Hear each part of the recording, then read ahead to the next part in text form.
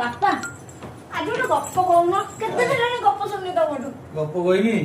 ଗୋଟେ ଦେଶରେ ଗୋଟେ ରାଜା ଥିଲା ସେଇ ରାଜା ସେଇଟା ଭଲ ଗପ ନାଇଁ ନାଇଁ ରାଜା ବାଜା ନାଇଁ ଆଉ ଭୂତ ଗପ କହୁନ ଆଜି ଭୂତ ଗପ ହଁ କହୁଛି ଆରେ ଆମ ପ୍ରଥମେ ଯେତେବେଳେ କାଜୁ ଫିଲ୍ଡ ହେଇଥିଲା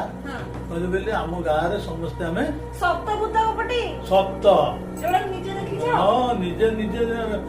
ମୁଁ ଅନୁଭବ କରିଛି ଆଉ ସେଇ ଭୂତ କଥା କହୁଛି କଣ ହେଇଛି ଆମେ 30-40 ଘର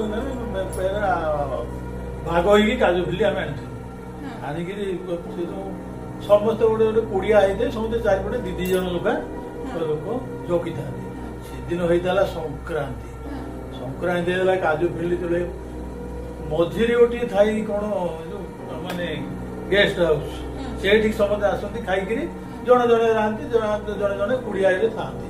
ଆମକୁ ସବୁ ଗୋଟେ ଠେଙ୍ଗା ଦିଆହେଇଥାଏ ଗୋଟେ ଭାଲି ଦିଆହେଇଥାଏ ଆଉ ଗୋଟେ ହୁଇସିଲ ଦିଆହେଇଥାଏ ଗୋଟେ ଲ୍ୟାମ୍ପ ଆଉ ଗୋଟେ ଟର୍ଚ୍ଚ ଏଇଟା ଦିଆହେଇଥାଏ ସବୁ ତ ଟ୍ରେନିଂ ଦିଆହେଇଥାଏ ଯଦି କିଏ କଣ ଗୋଟେ ଅସୁବିଧାରେ ପଡିବ ହୁଇସିଲ ମାରିବ ଫୁଙ୍କିବ 3 ଥର ଫୁଙ୍କିଲା ଆମେ ଦୌଡ଼ିକି ଯିବୁ ଆଉ ଏଇ ସମୟରେ କଣ କରୁଛି ମୋର ଯିଏ ପାର୍ଟନର ଜଣେ ସିଏ ଖାଇବାକୁ ଯାଇଛି ମୁଁ ବସିଛି ଏଇ ସମୟରେ ଗୋଟେ ବଡ ଧଳା କୁକୁର ଆସିଲା ଆସିକି କହିଲା କଣ ସେ ଆସିକି ବସିପଡ଼ିଲା ମୁଁ କହିଲି ଆରେ ତୁ ଏଡେ ବଡ କୁକୁରଟେ କୁଆଡେ ଆଇଲା ରାତିରେ ମୁଁ ଗୋଟେ ଢେଲା ପକେଇଦେଲି ସିଏ କଣ କଲା କୁକୁର ଢେଲା ପକେଇଲେ କାହିଁକି ହବା କଥା ସିଏ କିଛି ହେଲାନି ମୁଁ ସହିତ ଗଡିଆ ଭିତରୁ ବାହାରିଲି ଭାଲିଟା ଧରିକି ତାପରେ ଟର୍ଚ୍ଚଟା ପକେଇ ମୁଁ କହିଲି ତାକୁ ଗୋଡେଇବାକୁ ଗଲି ଗୋଡେଇଲି ସିଏ ଆଉ ଟିକେ ଆଗକୁ ପଳେଇଲା ଆଉ ଟିକେ ଗୋଟେ ବିରାଟ ବଡ ଘୋଡା ହେଇଗଲା ସେ ବରଗଛକୁ ଦୌଡ଼ିଲା ଆଉ ମୁଁ ତା ପଛରେ ଦୌଡିଲି ମୋର ସେ ଯୋଉ ଝାଳ ଦେହ ଘୋଡା ହେଇଗଲା ମୁଁ ଯେମିତି ଗୋଡେଇଲି ଆଉ ସିଏ ବରଗଛ ଆଡେ ଦୌଡିଲା ସେତେବେଳେ କଣ ହେଲା ମୁଁ ସବୁ ମତେ ଭୟ ଲାଗିଲାନି ଦେହ ମୁଣ୍ଡ ଝାଳ ଗମ ହେଲାନି ମତେ ଆମକୁ ତ କୁହା ହେଇଥାଏ ଯଦି ଅସୁବିଧା ହବ ତେବେ ହୁଇସିଲି ମାରିବ 3ଟା ମୋ ପୁଅ କରିକି ମାରିଲି 3ଟା ହୁଇସିଲି ମାରିଲେ ଲୋକ ଦୌଡ଼ିଲେ ଆଉ ଆରେ ସିଆଡେ କଣ ବୋଧେ ଚୋର ଯାଇଛି ବୋଧେ ସେ ଗୋଡେଇକି ଯାଇଛି ଆଉ ଗୋଡେଇକି ଆସିଲେ ମତେ ଆସିଲା ସେ ଲୋକଙ୍କୁ ଦେଖିଲା ମୁଁ ପୁରା ଝାଳ ନାଳ ହେଇକିରି ଦେଖିକି ପୁରା ପଡିଗଲା ମତେ ସବୁ ସେମାନେ କହିଲେ ପାଣି ଚିନ୍ତା ଦିଅ କଣ ଘଟଣା ଏମିତି ମୁଁ ଭାବିଲି ଏଇଟା କଣ କୁକୁରଟା ବୋଲି ତାକୁ ବାଡିଆକୁ ଆସିଲି ଦେଖିଲା ସେ ଗୋଟେ ଘୋଡା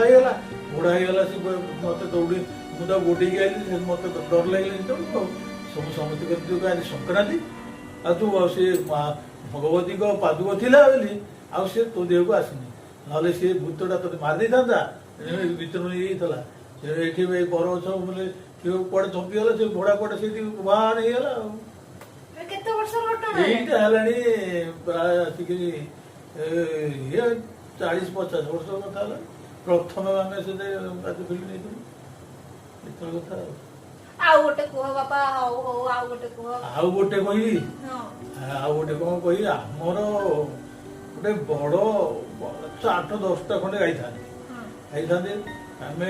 ବାପା ତ ନଥିଲେ ବୋଉର ଗାଈ ନେଇକି ଯାଇଥିଲୁ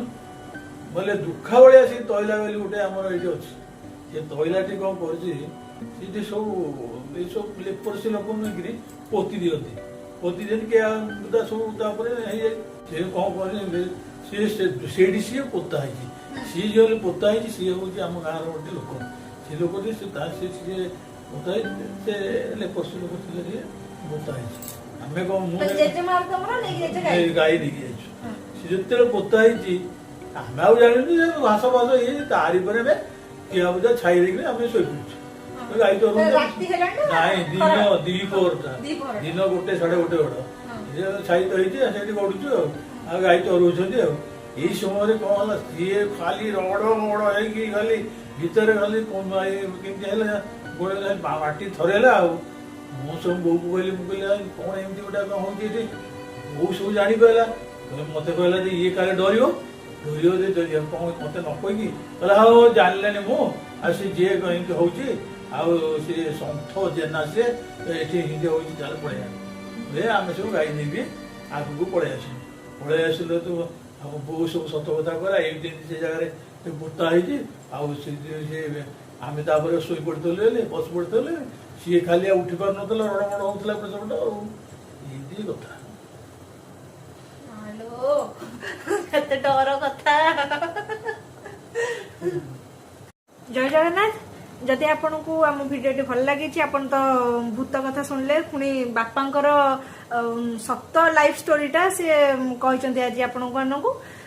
जदि आपण को आम स्टोरी भल लगी स्टोरी नुहे एटा रियलिटी एटा निजे से एक्सपीरियंस तांकर से कहउचंती